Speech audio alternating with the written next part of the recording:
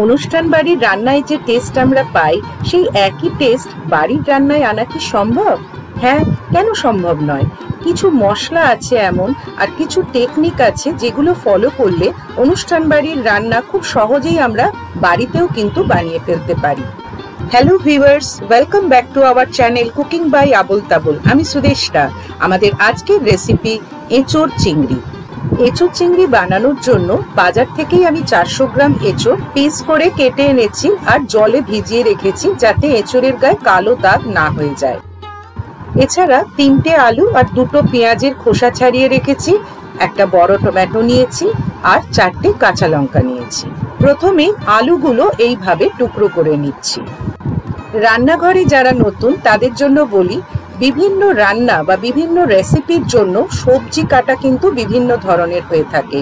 যেমন এখানে আলুটা কিন্তু ডালনার আলুর মতো কেটে নেব। নিরামিষ বা আমিষ যে কোনো ঝোল বানানোর জন্য আলু যেমন লম্বা করে কাটতে হবে, এখানে ডালনার জন্য আবার ডুমো ডুমো করে কাটতে হবে। তবে ডালনার আলুগুলো কিন্তু সাইজে একটু বড় রাখবো। এবার পেঁয়াজটা কেটে নেব। তার জন্য প্রথমে সাদা অংশটা বাদ দিয়ে নিচ্ছি, দিয়ে এবার পেঁয়াজটা স্লাইস করে নেব। এভাবে করলে পেঁয়াজ কাটাটা অনেক ইজি হয়। রান্না করতে যাওয়ার আগে এই ছোট ছোট কিছু ব্যাপার আছে, সেগুলো যদি শিখে নেওয়া যায় তাহলে রান্নাটা কিন্তু অনেক বেশি ইন্টারেস্টিং হয়ে যাবে। এমনকি যারা রেগুলার রান্নাঘরে গিয়ে রান্না করতে ভালোবাসে না তাদের জন্যও কাজটা অনেক বেশি সহজ হবে এবং তারাও ইন্টারেস্ট পাবেন নতুন নতুন রেসিপি বানাতে। আজকের এই রেসিপিটা বহু পুরনো রেসিপি, ছোটবেলা থেকেই আমরা সবাই খেয়ে বড় হয়েছি। কিন্তু ওই যে বললাম, অনুষ্ঠান বাড়ির টেস্ট কিভাবে এই রেসিপিতে আনা যায়, আজকে সেই কারণেই কিন্তু রেসিপিটা আপনাদের সাথে শেয়ার করা। ভিডিওটা তাই স্কিপ না করে শেষ পর্যন্ত দেখার অনুরোধ রইল আপনাদের কাছে। পেঁয়াজ কাটা কমপ্লিট। এবার কেটে রাখা আলুর টুকরোগুলো জলের মধ্যে দিয়ে দিচ্ছি, কারণ এটা আমরা সবাই জানি যে আলু কেটে জলে না দিলে আলুর গায়ে কালো ছোপ এসে যাবে। এবার টমেটোর খোসা ছাড়িয়ে দানা বের করে ছোট ছোট টুকরো করে নেব। এইভাবে টমেটোর খোসা ছাড়াতে যদি কারোর বিরক্তি লাগে তাহলে একটা কাজ করতে পারেন, টমেটোর মুখগুলো কেটে নিয়ে এগুলোকে গরম জলে ভাপিয়ে নিতে পারেন। তাহলে কিন্তু এর স্কিনটা খুব সহজেই আপনারা রিমুভ করে দিতে পারবেন। প্রতিদিনের বেশিরভাগ রান্নাতেই আমাদের টমেটো দরকার হয়। সেক্ষেত্রে একটা কাজ করতে পারেন, টমেটো বেশ একটু বেশি পরিমাণে নিয়ে সেগুলো ব্লেন্ডারে ব্লেন্ড করে নিয়ে কড়াইতে জাস্ট কিচ্ছু অ্যাড না করে একটু ফুটিয়ে নিয়ে তার মধ্যে সামান্য নুন আর ভিনিগার অ্যাড করে এয়ারটাইট কন্টেনারে রেখে দিতে পারেন। তাহলে প্রয়োজন মতো আপনারা টমেটো পিউরিটা রান্নায় ইউজ করতে পারেন। কাঁচা লঙ্কাগুলো এবার কুচিয়ে নিচ্ছি। আপনারা আপনাদের স্বাদ অনুযায়ী কাঁচা লঙ্কার পরিমাণ কমাতে বাড়াতে পারেন, তবে এসব রান্নায় একটু ঝাল না দিলে টেস্ট অত ভালো আসে না। 300 গ্রাম চিংড়ি ধুয়ে পরিষ্কার করে জল ঝরিয়ে নিয়ে কিছুটা সল্ট, হলুদ গুঁড়ো আর কয়েক ড্রপ তেল দিয়ে ম্যারিনেট করে রাখবো 10-15 মিনিটের জন্য। এঁচোড়ের আরো একটা দারুণ ভালো রেসিপি কিন্তু আমি আপনাদের সাথে অলরেডি শেয়ার করেছি। আমার বন্ধুরা এবং অন্যান্য ভিউয়ার্স যারা, তারা অনেকেই আমাকে ভার্বালি জানিয়েছেন, কেউ কেউ বানিয়ে তার ছবিও পাঠিয়েছেন, যেগুলো আমি আমাদের facebook page cooking by Abul তাবুলে অলরেডি পোস্টও করেছি। এবার একটা মশলা বানাবো। তার জন্য একটা প্যান গরম করে নিয়ে প্যানে 1 টিস্পুন জিরে, 2 টিস্পুন ধনে, 3টে ছোট এলাচ, একটা দারচিনির টুকরো, 4টে লবঙ্গ, হাফ টিস্পুন গোলমরিচ, 3টে শুকনো লঙ্কা আর অল্প একটু সল্ট অ্যাড করব সবশেষে। এই মশলাগুলো ড্রাই রোস্ট, যেটাকে বলে শুকনো খোলায় ভেজে নেওয়া, তাই করে নিচ্ছি। এই মশলাটা কিন্তু আপনারা বানিয়ে এয়ারটাইট কন্টেনারে রেখে দিতে পারেন, অনেক দিন পর্যন্ত এটা ভালো থাকবে। কারণ শুধু তো এই রান্নার জন্য নয়, অন্যান্য অনেক ধরনের রেসিপি যেমন নিরামিষ আলুর দম বা আলু পটলের কষা, এরকম সব রান্না এগুলো ব্যবহার করতে পারবেন। মশলাগুলো আমি মিক্সার জারে ঢেলে দিচ্ছি, তবে অবশ্যই এটা ঠান্ডা করে রুম টেম্পারেচারে এনে তারপর গ্রাইন্ড করে নেব। একটা সসপ্যানে কিছুটা জল নিয়ে তার মধ্যে কেটে রাখা আলুগুলো দিয়ে দিলাম, কিছুটা সল্ট অ্যাড করলাম। এবার এটা চাপা দিয়ে 40 to 50% বয়েল করে নেব। এবার সেপারেট একটা প্যান নিয়ে তার মধ্যে বেশ কিছুটা জল দিলাম, তারপর কেটে রাখা এঁচোড়ের টুকরোগুলো এর মধ্যে দিয়ে দিলাম। কারণ এঁচোড়ের টুকরোগুলো কিন্তু 40 to 50% বয়েল করে নেব। এবার এর মধ্যে হাফ টিস্পুন সল্ট আর হাফ টিস্পুন হলুদ গুঁড়ো অ্যাড করে দিলাম।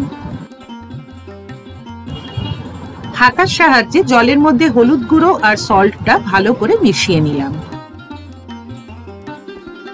ঢাকা দিয়ে এঁচোড়টা এবার সেদ্ধ করে নিচ্ছি। এঁচোড় যেন বেশি গলে না যায়।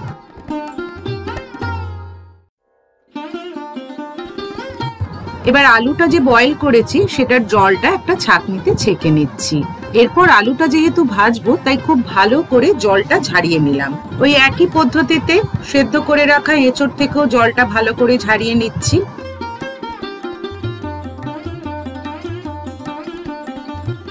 এবার গ্যাস অন করে একটা কড়াই গরম করে নিয়ে তার মধ্যে বেশ কিছুটা সর্ষের তেল নিলাম এবং তেলটা ভালো করে গরম করে নিলাম। তেল গরম হয়ে গেলে সেদ্ধ করে রাখা আলুগুলো এর মধ্যে দিয়ে দিলাম। এই ধরনের রেসিপিতে আলু কিছুটা সেদ্ধ করে নিয়ে তারপর যদি ফ্রাই করে নেন তাহলে আলুর টেস্টটা অনেক ভালো লাগে। তাছাড়া রান্নার সময়টা কিছুটা হলেও কম লাগে। আলুগুলো ভাজা হয়ে গেছে, কড়াই থেকে তুলে নিলাম। এবার ওই তেলে সেদ্ধ করে রাখা এঁচোড়ের টুকরোগুলো দিয়ে দিচ্ছি। এঁচোড় সেদ্ধ করে সরাসরি রান্নাটা না করে যদি একটু ফ্রাই করে নেওয়া যায় তাহলে তার টেস্টটা অনেক ভালো হয়। তবে একটা কথা খেয়াল রাখতে হবে, খুব বেশিক্ষণ কিন্তু ফ্রাই করা চলবে না, তাহলে আবার শক্ত হয়ে যেতে পারে। মশলাটা তো দেখালামই, আর এই স্টেপগুলো যদি ফলো করেন তাহলে আপনার রান্নাটা কিন্তু সাধারণ থেকে অসাধারণ হয়ে উঠবে। কড়াইটা পরিষ্কার করে নিয়ে আরো কিছুটা সর্ষের তেল গরম করে নিলাম। এবার ম্যারিনেটেড প্রনগুলো কড়াইতে দিয়ে দিলাম। বেশিক্ষণ কিন্তু এগুলো আমরা কড়াইতে ভাজবো না, কারণ বেশিক্ষণ ভাজলে কিন্তু এগুলো শক্ত হয়ে যাবে। 30 to 40 সেকেন্ড সেটা ফ্রাই করে কড়াই থেকে তুলে নিচ্ছি। চিংড়ি মাছ দিয়ে এই ধরনের রান্নায় চিংড়ি মাছটা ভাজা হয়ে গেলে যে তেলটুকু থাকে তার মধ্যে আরো কিছুটা তেল অ্যাড করে বাকি রান্নাটা করলে তার টেস্টটা কিন্তু দারুণ ভালো হয়। বাকি রান্নাটার জন্য আরো কিছুটা সর্ষের তেল দিয়ে দিলাম। তেলটা গরম হয়ে গেলে এক এক করে ফোড়নগুলো দিয়ে দিচ্ছি। 1 টিস্পুন জিরে, একটা চেরা শুকনো লঙ্কা, দুটো তেজপাতা আর একটা বড় এলাচ দিয়ে দিলাম। মশলাগুলো তেলে নাড়াচাড়া করে যখন সুন্দর গন্ধ বেরোবে তখন কুচিয়ে রাখা পেঁয়াজটা দিয়ে দিলাম। লো ফ্লেমে পেঁয়াজটা খুব ভালো করে ভেজে নিতে হবে। তখন যে আপনাদের বলছিলাম যে এঁচোড়ের আর একটা দারুণ রেসিপি শেয়ার করেছি, সেটা হলো এঁচোড়ের গুলি কাবাব কারি। যারা এখনো বানাননি তারা কিন্তু ডেফিনেটলি রেসিপিটা ট্রাই করবেন, দারুণ ভালো খেতে হয়। কিছুটা সল্ট অ্যাড করে দিলাম আর 2 চামচ আদা, রসুন ও কাঁচা লঙ্কা বাটা অ্যাড করলাম। আদা, রসুন, কাঁচা লঙ্কা বাটাটা পেঁয়াজের সাথে খুব ভালো করে কষিয়ে নিতে হবে যতক্ষণ পর্যন্ত না এর কাঁচা গন্ধটা চলে যাচ্ছে। এবার কোচানো টমেটো আর কাঁচা লঙ্কাটা দিয়ে দিচ্ছি। টমেটোটা নরম হওয়া পর্যন্ত পেঁয়াজের সাথে খুব ভালো করে কষিয়ে নিচ্ছি। চাইলে আপনারা এখানে কিন্তু টমেটো পিউরিও ব্যবহার করতে পারেন। এবার কিছু মশলা অ্যাড করব। প্রথমেই 1 টিস্পুন হলুদ গুঁড়ো, 2 টিস্পুন ধনে গুঁড়ো, 1 টিস্পুন জিরে গুঁড়ো আর 2 teaspoon Kashmiri red chilli powder দিলাম। এই মশলাগুলো খুব ভালো করে পেঁয়াজ, টমেটো, আদা, রসুন সবকিছুর সঙ্গে কষিয়ে নিতে হবে। মশলাটা যাতে পুড়ে না যায় তাই অল্প একটু জল দিলাম। জলটা দিয়ে মশলাটা আবারও ভালো করে কষিয়ে নিচ্ছি। এরকম মশলা কষানোর সময় অল্প অল্প করে জল দিয়ে মশলাটা কষালে মশলাটা পুড়ে যায় না আর কষানোটাও ভালো হয়। 2 থেকে 3 মিনিটের জন্য মশলাটা ঢাকা দিয়ে রাখলাম। 2-3 মিনিট বাদে ঢাকা খুলে দেখছি মশলাটা কিন্তু আরো ভালো করে কিছুক্ষণ কষিয়ে নিতে হবে। দেখে নিশ্চয়ই বুঝতে পারছেন মশলাটা খুব ভালো কষানো হয়ে গেছে। এবার ভেজে রাখা আলুর টুকরোগুলো প্রথমে দিয়ে কিছুক্ষণ নাড়াচাড়া করে নিলাম, তারপর ভেজে রাখা এঁচোড়ের টুকরোগুলো এর মধ্যে দিয়ে দিলাম। এবার এই আলু আর এঁচোড় পুরো মশলাটার সাথে খুব ভালো করে কষিয়ে নিতে হবে। এবার প্রনগুলো অ্যাড করে দিচ্ছি। অনুষ্ঠান বাড়ির রান্নার টেস্ট পেতে গেলে এক তো কিছু স্টেপস আছে যেগুলো খুব ভালোভাবে ফলো করতে হয়, তাছাড়া যেটা মেইন ব্যাপার তেল মশলার পরিমাণটা কিন্তু বেশ খানিকটা বেশি দিতে হয়। তবে আমি যেহেতু বাড়িতে রান্না করে এটা দেখাচ্ছি, আমি কিন্তু অতটাও তেল মশলা এখানে ব্যবহার করিনি। 2-3 মিনিটের জন্য ঢাকা দিয়ে রান্নাটা করছি, তারপর আবার ঢাকা খুলে এটা ভালো করে নেড়ে নিচ্ছি। আসলে আমি প্রথমেই জল দিতে চাইছি না, এইভাবে ঢাকা দিয়ে দিয়ে কিছুক্ষণ রান্নাটা করলে এর টেস্টটা অনেক বেশি ভালো আসে। 1 টিস্পুন চিনি দিয়ে দিলাম, আর তার সাথে তৈরি করে রাখা 2 টিস্পুন মশলা দিয়ে দিলাম। পুরোটা এবার ভালো করে মিক্স করে নিচ্ছি। এবার গ্রেভির জন্য পরিমাণ মতো কিছুটা গরম জল দিয়ে দিচ্ছি। জলের পরিমাণটা দেখে নিশ্চয়ই বুঝতে পারছেন, খুব বেশি জল কিন্তু একসাথে দেবেন না। জলটা দেওয়ার পর হাতা দিয়ে সবকিছু খুব ভালো করে মিশিয়ে নিয়ে ঢাকা দিয়ে কিছুক্ষণ রান্নাটা করতে হবে। এঁচুড় আর আলুর টুকরোগুলো যদিও আগেই 50% সেদ্ধ করা আছে, কিন্তু বাকি 50% সেদ্ধ করার জন্য এই সময় ঢাকাটা দিয়ে রান্নাটা করতে হবে।